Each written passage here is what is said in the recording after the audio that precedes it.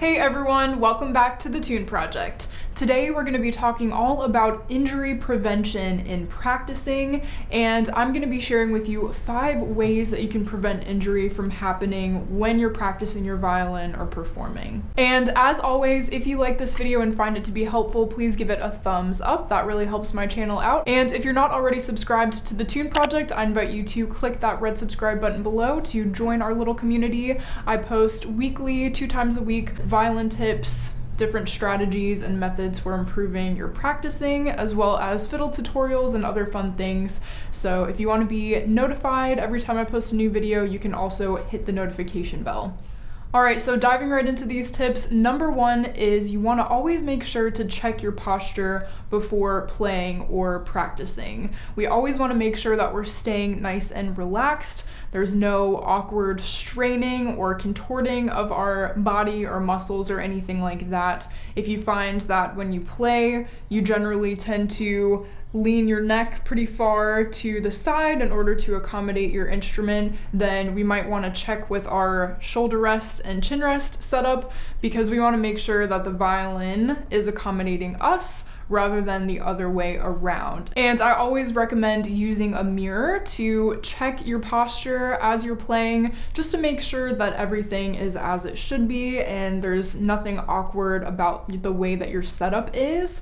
The second tip is to stay relaxed, and that goes for everything. That goes along with posture and things like that. We want to make sure that we're keeping everything nice and relaxed and feeling as natural as possible when we play. We're already introducing this foreign instrument into our hands when we play, especially if you haven't been playing for very long. So we want to make sure that our arms, our fingers, our hands are all feeling as relaxed as they possibly can in order to prevent things like neck strain, shoulder issues, arm issues, even things like tendinitis that can come from really gripping when we play with either hand. It could be either the left or the right. So make sure that you're just maintaining a very relaxed bow hold when you play, as well as a relaxed left hand, that there's no squeezing going on and things like that. And if you're interested in learning more about how to avoid the left hand squeeze in particular, I recently made a video on that topic specifically, so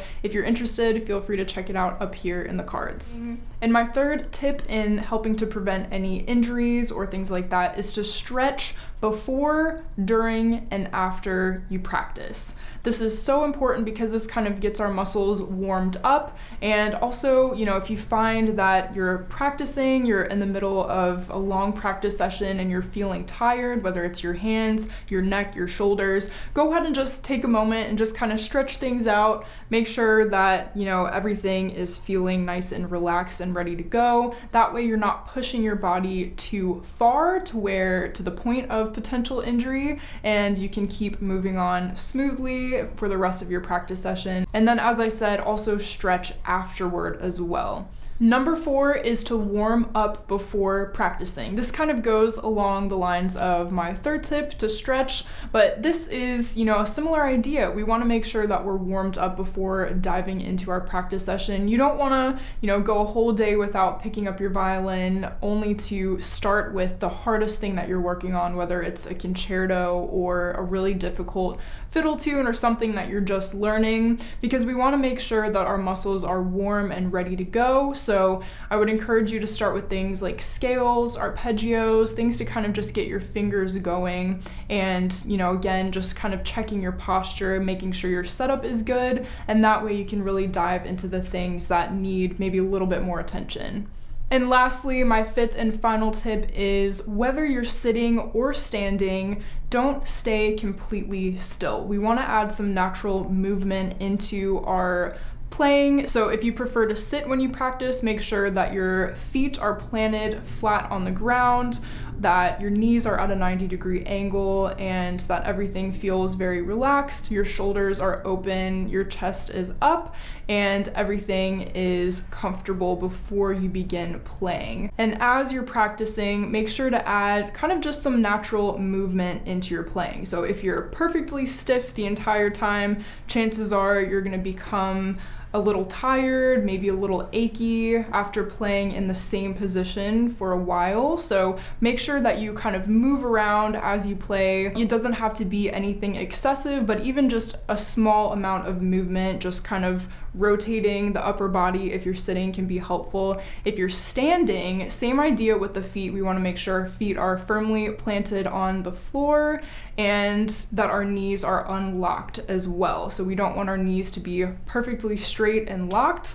We want to make sure that our blood is circulating well through the body, and also again just kind of either rotating the upper body, maybe swaying side to side as you play, just things like that to add in a little bit of movement to make your body feel more comfortable as you play. And this can just help to prevent muscles from getting locked or things from getting tight, stiff, things like that. So I would highly encourage to just add some natural movement into your playing.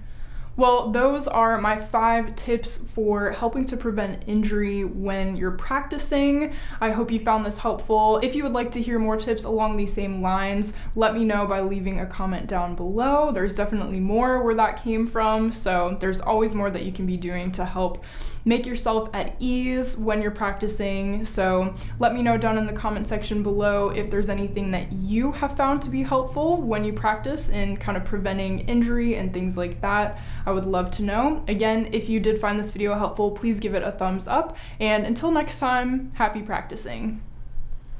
If you'd like to further your support of the Tune Project, be sure to head over to patreon.com/thetuneproject for information on that. And if you're planning on buying any music or doing any shopping on Amazon, be sure to head over to the Tune Project website, which I linked in the description box of all of my videos. Click my Amazon banner, and whatever you purchase, a small percentage of that will go toward the Tune Project. This just keeps the Tune Project going and allows me to continue to create free content for you all.